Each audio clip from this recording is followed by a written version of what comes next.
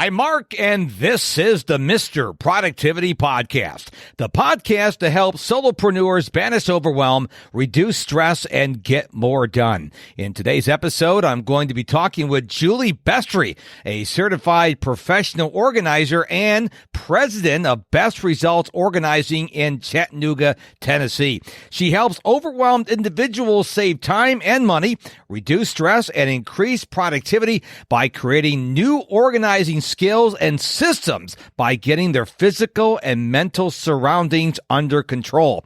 Before we dive into today's episode, I want to invite you to sign up for my free 21-day productivity challenge. As a solopreneur, you've got a lot to do, and this challenge will help you be more productive at doing it. Invest just 1 minute in reading one tip every day that will transform your productivity habits in less than 1 month. To sign up, head on over to my website, MrProductivity.com. Remember, Mr. is all spelled out, M-I-S-T-E-R, MrProductivity.com, or click the link in the show notes. Now, on with the show. Julie, welcome to the show. Thank you, Mark. I'm really glad to be here.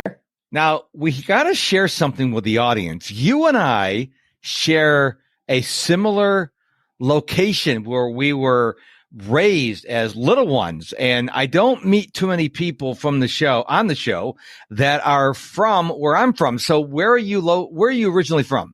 I'm originally from suburban Buffalo, New York, Williamsville, New York. And I am to the east of that in a suburb of Rochester. So I'm actually west of Rochester. So I don't get to talk to people that often from my neck of the woods. I live down here in Houston. You live in Tennessee.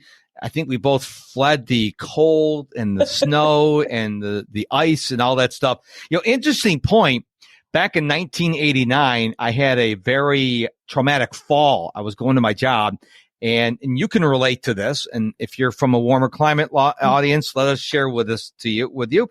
It had snowed, then it had warmed up and melted. Then it got cold again, froze to ice, and it snowed. So I was just going into work, probably not whistling, but hit that black ice. And I went from my feet to my head in like a microsecond. And that was really crazy feeling because you get up and you're like, oh, I'm fine. And then you can't walk a straight line. It was really scary. They took me to the emergency room and all this stuff. Took them 12 years to diagnose what I had. What it was, they put me on a balancing table. And then as soon as I couldn't balance, the doctor goes, oh, you have something called vestibular nerve disorder. I'm like, sorry, what was that? So yeah, very interesting. I can't go in the pool unless my wife's right next to me. I have no sense of balance whatsoever. Flying's pretty fun, but I not going to not fly. So basically you live with something akin to vertigo. Yes. Yeah. That's my experience. I have had vertigo a few times and I don't recommend it. I'm so sorry that happened to you. But what you describe in terms of the weather, that's a Tuesday in Western New York or upstate New York. It snows, it melts, it refreezes, the snow lands back on top of it. It melts again, you have black ice, and you really have to walk like a penguin to be safe. They start teaching the kids ice skating and hockey are very big in New York State. And, the kids learn how to walk like penguins until they can skate. So 100%. I don't miss that at all. No, neither do I. Of course, I've traded it for pollen that's so thick that you can wash your car and 10 minutes later write, wash me, in the pollen on the car. So allergies, vertigo for the rest of your life, it's a tough decision to make. 100%.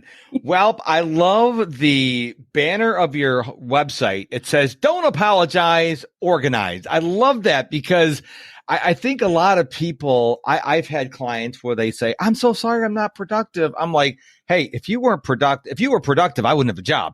So it's okay if you're unproductive, if you're unorganized, as long as you don't stop there, as long as you raise your hand and say, hey, I am struggling with ... That's why you and I have jobs that we do. Absolutely. So often my clients come to me and they're experiencing anxiety, guilt, all sorts of negative emotions because of their lack of productivity, because of their lack of organization, whether it's in disorganization in their space, in their schedule, in their minds. You know, you had Kitty on your show recently talking about mental organization, and really, whether it's cognitive, tangible, temporal, it's going to cause stress if you focus on the stress instead of on the solutions. And the first thing I say to my clients is, let's not worry about the past. Let's look at what's going on now, what demands are being placed on you now, and what skills do you have now, so that we can start building a skill set that helps them respond to those challenges and obligations going forward. I was having a virtual coffee with someone recently, and I told this person that I'm always changing. What is your favorite productivity tip? Because it changes, as I learn more things and as I get older and hopefully wiser.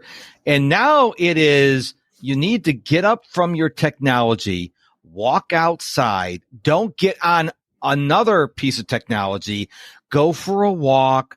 Don't think about anything. Don't talk up to anyone. And if you can do it in nature, like if there's a forest or a park near you, go there.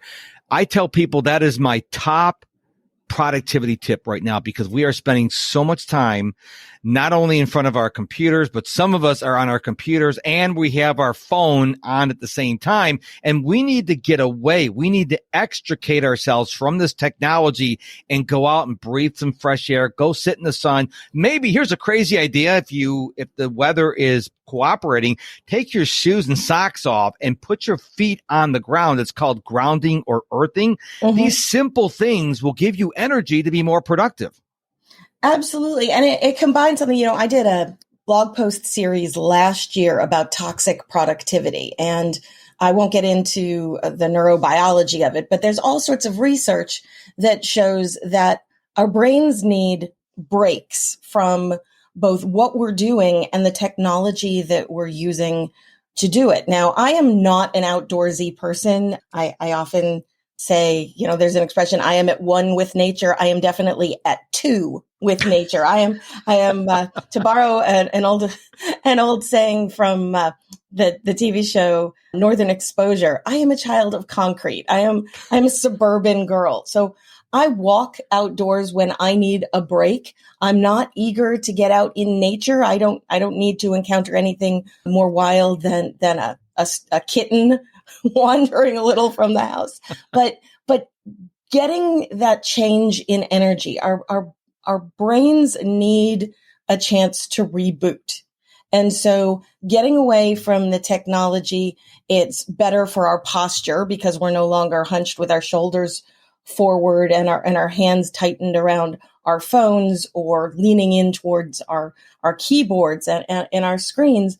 But we're also changing how we breathe. As we walk, we're changing sort of the pace of our day. And that complete reboot is the opportunity to say, okay, what was I just doing? What do I need to change? Because so often we have that hyper focus. We get sucked into whatever we're working on and we don't stop to think, is what I'm working on even what I need to be working on now? Have I worked on it too long? Is it no longer the priority?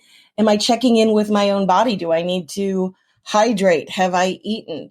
I'm a type 2 diabetic, so I need to make sure that my blood sugar is in range. And it is very, very easy for me to get involved with what I'm doing. Particularly, I'm a writer as well. So if I'm sitting down to writing, I can go many hours without even getting a drink or standing up and moving my eyeballs around. And so whatever you need to do, whether it's setting a timer or some other reminder to make sure that you reboot, refresh, and get both your body and your mind in a different zone. I love this concept of grounding that we're hearing more about. I don't know that I'd be super likely to take off my shoes and socks outside just in the parking lot here by my home, but I absolutely agree with what you're saying. There's an excellent documentary on YouTube, and I can't remember If you go to YouTube and search for Earthing movie, it's like an hour and a half movie, and it's what sold me on it. And here's the thing. It's free. Now, I live in the South, so don't make sure there's no fire ants around where you are. But if you can do it, and what I like to do, I like to combine things. So I would like to go out there, I ground, and I get my Kindle and I read a book. And if it's sunny out, I take my shirt off, not recommended for women, but I take my shirt off. And so I'm grounding, getting vitamin D while I'm educating my brain. So if you could do all these things, that's a good thing to do. And, you mentioned about taking breaks, how important they are. There is a technique called the Pomodoro Technique. Mm-hmm. Most listeners of the show have heard about it. And I just want people to understand that the true Pomodoro Technique is 25-5. But there's no Pomodoro Technique police. So if you want to do 45-15 or maybe 60-15, Brendan Burchard said he did some research and the peak performers do 52-17. Whatever you do, it doesn't matter. The point is you work for a certain amount of time and then you get up and take a break. That's the important thing. You actually go take a break. And the break, I would encourage people to take a break away from technology because most of us are doing their jobs on the computer, whether we're writing a blog post or writing in our book or we're creating some, a PowerPoint or something that we're doing on our computer. I think it's really important to get up and get away from the technology. Technology is a blessing and a curse, but we need to make sure we are in control of technology and technology doesn't control us.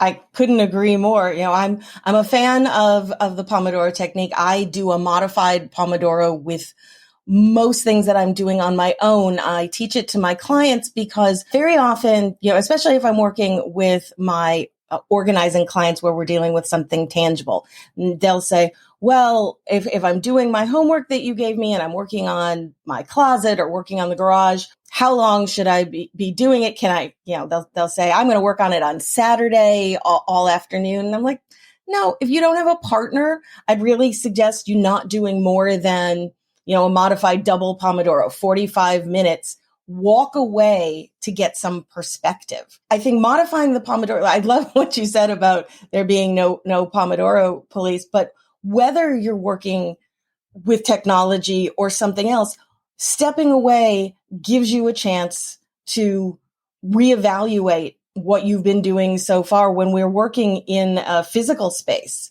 often having the client leave the room and come back, they're jarred. They're in the doorway. They're like, what did you do while I was gone? I was only out of the room 2 minutes. And I'm like, I just, I did maybe, one little thing with one little drawer. But because they were in the room when we were working, they didn't have the perspective on all of the changes in the space, how much got cleared. If you've ever done anything in your home, you clean up your kitchen after a day of, making holiday cookies or something, and you clean it up and then you walk back in, it's almost like a breath of fresh air. You weren't aware of all the improvements that you'd made in this short period of time until you walked out and then walked back in through that doorway. On the second part of what you said about technology, I'm obviously not a Luddite. I use all sorts of technology. I work with Evernote. I teach my clients how to use technology to their advantage.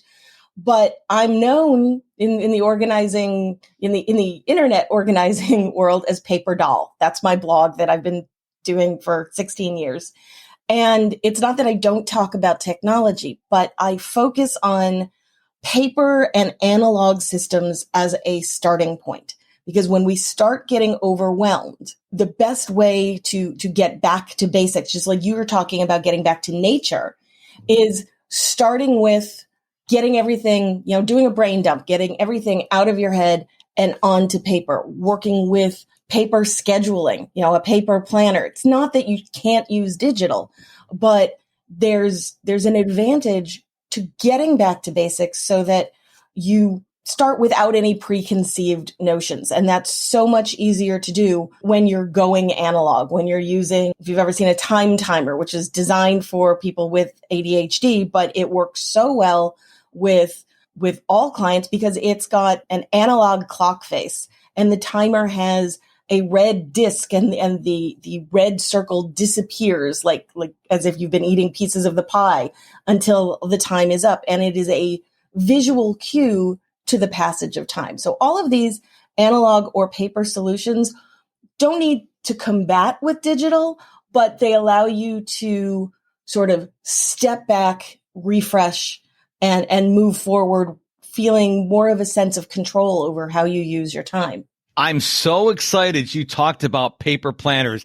I was waiting for you to finish because I didn't want to interrupt you, but I am so excited because I believe I'm 57 years young, and I believe there is power in writing with your own handwriting in a journal or a planner or whatever. So I have two of those. I use the Brendan Burchard High Performance Planner, which helps me prepare for my day and helps me reflect on my day and my week and my month. But then I have been using a bullet journal, which I would just write down the major events, what happened during the day. And I got away from it. And I'm listening to Kevin Kruse's book, 15 time management skills of billionaires and high performers and whatnot. And he talks about writing things down. Richard Branson carries a notebook with him all the time, and so does Warren Buffett and whatever.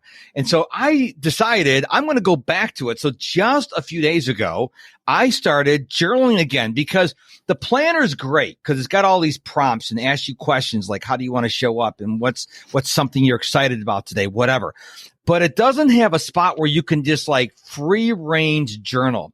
And I love the fact I've got all these journals and they're all dated and I can go through any journal and open up a page and go, oh yeah, I remember when I did that. So as much as I love technology, there is something powerful, in my opinion, of writing things down and keeping your journal. So what I do with my journals is I write the day I start them and the day I finish them. So I can say, oh, this was from, January 1st to February 28th or whatever the case may be of the year. And so I'm glad you brought that up because yes, digital is great. Evernote and all these apps are great, but there's something extremely powerful of writing in a journal. So thank you so much for bringing that up on the show today. Well, I'm glad to. The thing about paper, they've done research that shows, for example, that when you're trying to learn something new, so imagine you're a student or you're attending a conference, the modern way of approaching things is everybody has their laptops or their tablets with their Bluetooth keyboards, and they are typing what they're hearing. The problem with that, according to the research, is that people tend to transcribe. Are you one of the million? Join over 1 million people, which may be a slight hyperbole, and get productivity tips that will help you live a more productive life. Head on over to mrproductivity.com/insider. They can type very quickly. And so they're almost writing word for word what the speaker is saying. And so they're acting as stenographers, court reporters. They're writing everything down. But what's happening is the information, the knowledge or the potential knowledge is coming out of the speaker's mouths and sort of going into the ears, bypassing the brain and going right to the fingertips. However, for people who are handwriting notes, what they found is unable to transcribe because it's mostly impossible to handwrite as quickly as you can type. What people do is they translate in their heads. They stop and are doing active listening. They are pulling out the key points, the key words that the person is presenting, and they write those things down. I went to Cornell University, and I talk about this at conferences all the time, that they taught the Cornell note-taking method, which is now, well known in schools, even in high schools, because in addition to using the majority of the paper for taking your notes, the left side and the bottom are the margins are left clear for marking things that are key ideas or cues. If you're trying to study, if you're taking notes, and there are action items to incorporate. And the idea that you're not just taking notes, you are writing things down in such a way that you will understand them, remember them, be able to incorporate them and use them in your life, and that you will be able to explain it to someone else. So I got to interject right here real quick, because one of the things that drives my coach crazy, I do a monthly masterclass, and she says, you got to have workbooks. And my philosophy on workbooks is exactly what you just said. If I put all these phrases with the blanks there, the students or the attendees are listening for that word that goes in that blank. Yeah. But if I say, get your journals out and take your own notes, they're going to absorb it so much more. So if you come to one of my master classes, which I hope you do, there may not be a workbook, because I want you to take your notes. What did I say that resonated with you? Don't just fill in the blanks. And I'm so glad you brought that up. You know, you brought up two really good things so far. The paper planners, and now the proper note taking. I mean, that is something we don't talk a lot about in society, and much less this podcast.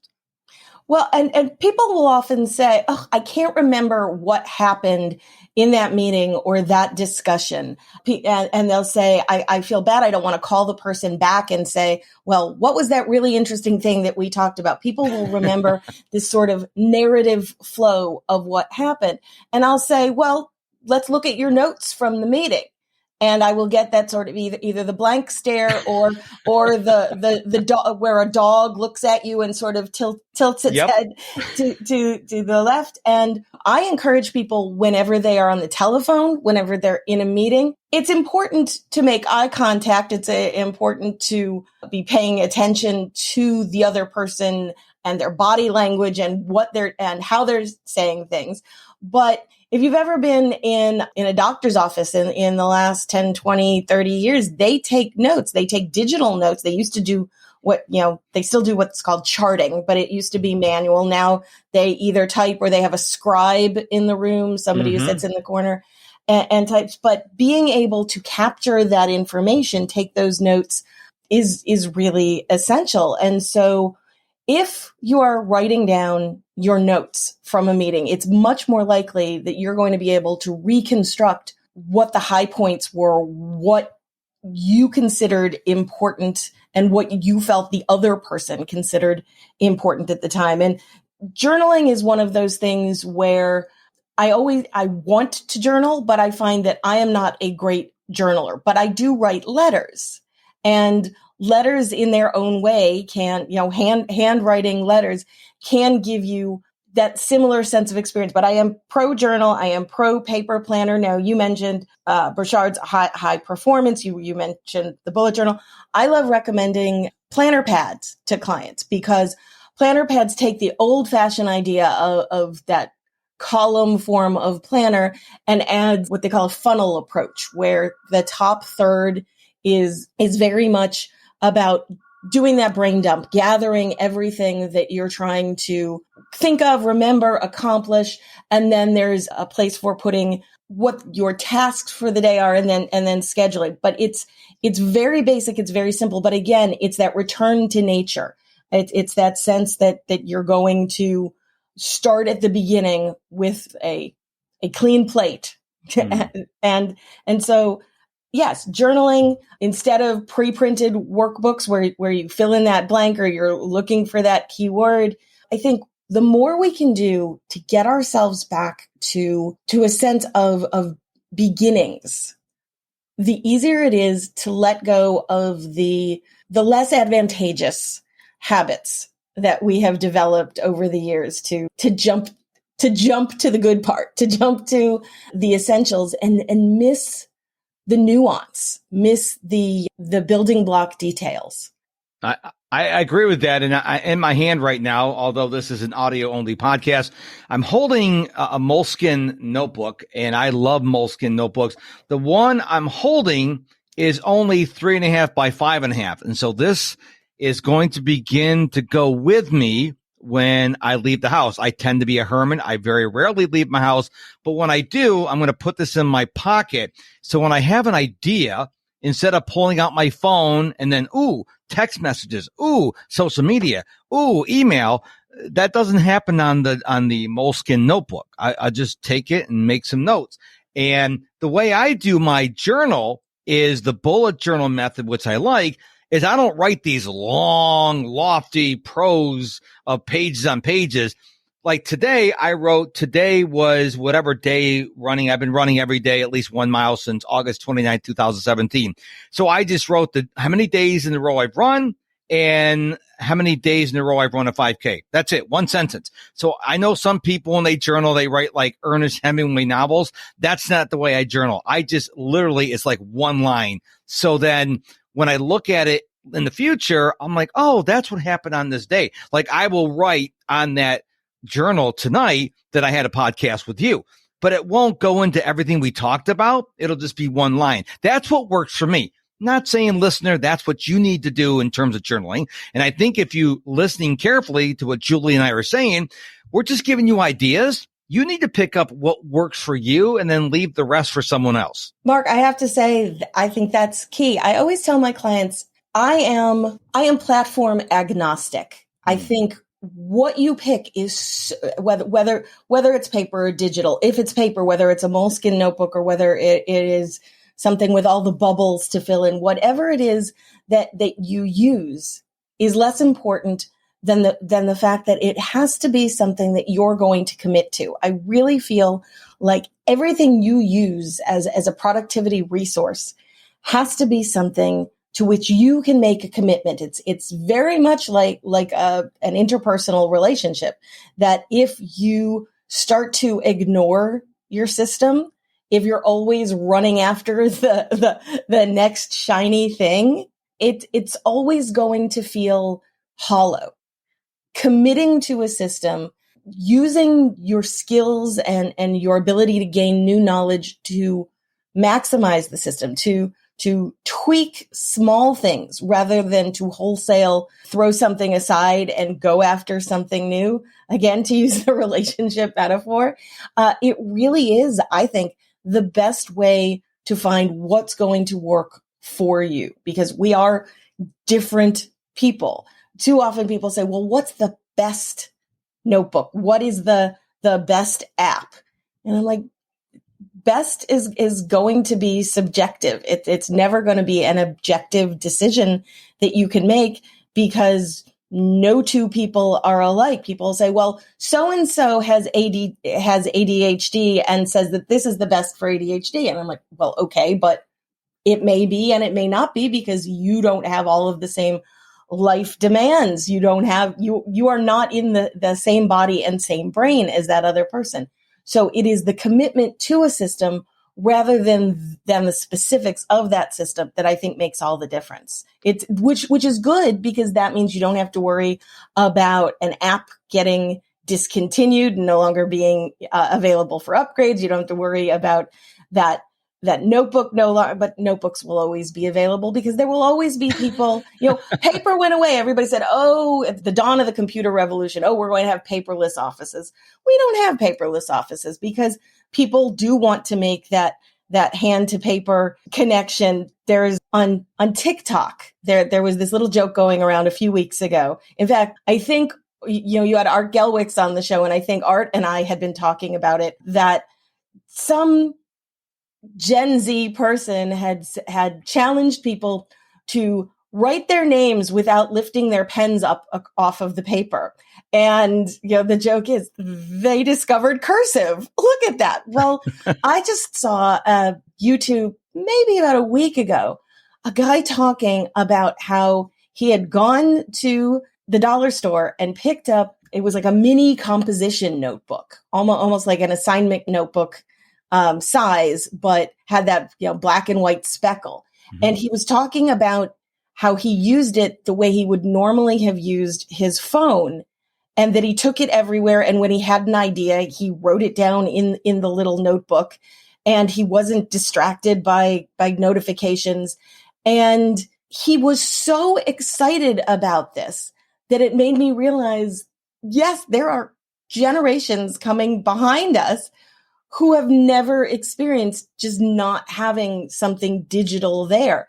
And I was sure it was going to be a parody. I was impressed with how this young man was evangelizing paper in this profound way, but he was completely serious.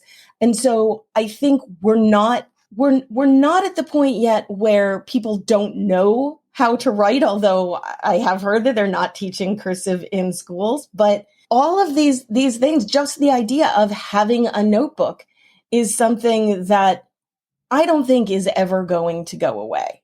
I think we are going to have these ebbs and flows where technology is with us, until there's, the sci-fi shows say until there's the pulse and technology disappears.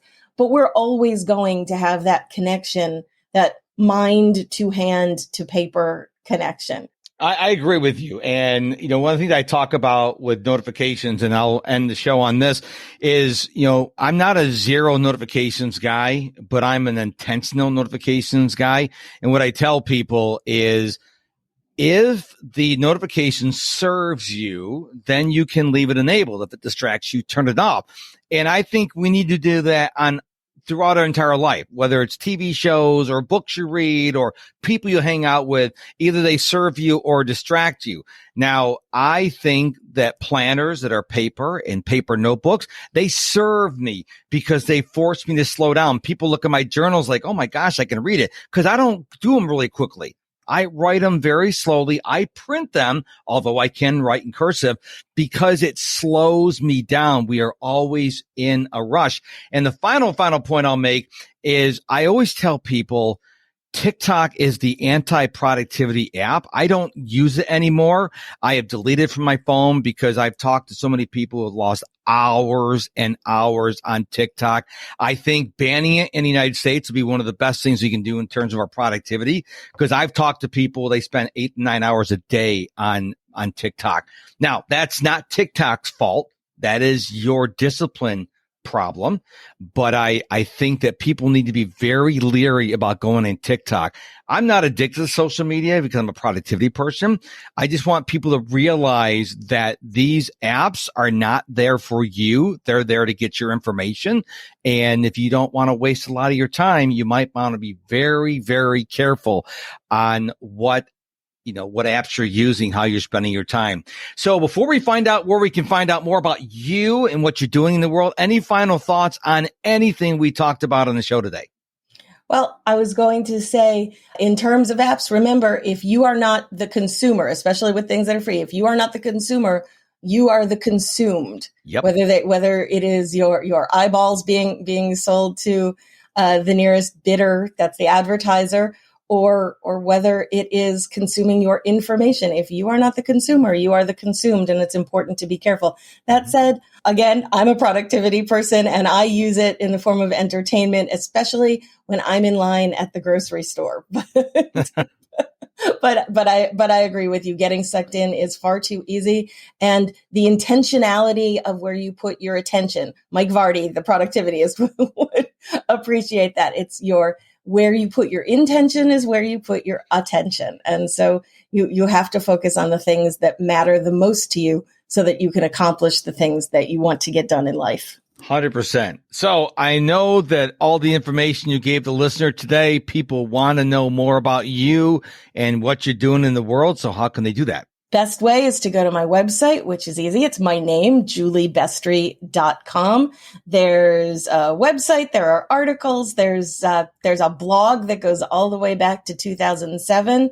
There's a lot of material because, unlike you with your brevity is the soul of wit, I am a wordy person. And so there are a lot of words there for people to choose from. And there's a search bar on the left side. Almost any productivity or organizing related topic you can find with a simulation of Google in the search bar. Excellent. Julie, I so appreciate you coming on the show and sharing with me and my listeners your insights on how to be more organized and be more productive. So thank you so much for being here today. Oh, I was thrilled. Thank you for having me, Mark. Thank you so much for listening to this episode of the Mr. Productivity Podcast. Before you go, would you please do Julie and myself a huge favor? Would you please smash that share icon on whatever podcast player you listen to this episode on and share it with 2 or 3 of your friends. If you receive value from this episode, they will as well. And Julie and I thank you very much. Don't forget to find out more about me and to sign up for the free 21-day productivity challenge. Head on over to my website, MrProductivity.com. Remember, Mr. is all spelled out, M-I-S-T-E-R, MrProductivity.com. Until we meet again, my friend, which will be really soon, stay productive, but most importantly, stay positive.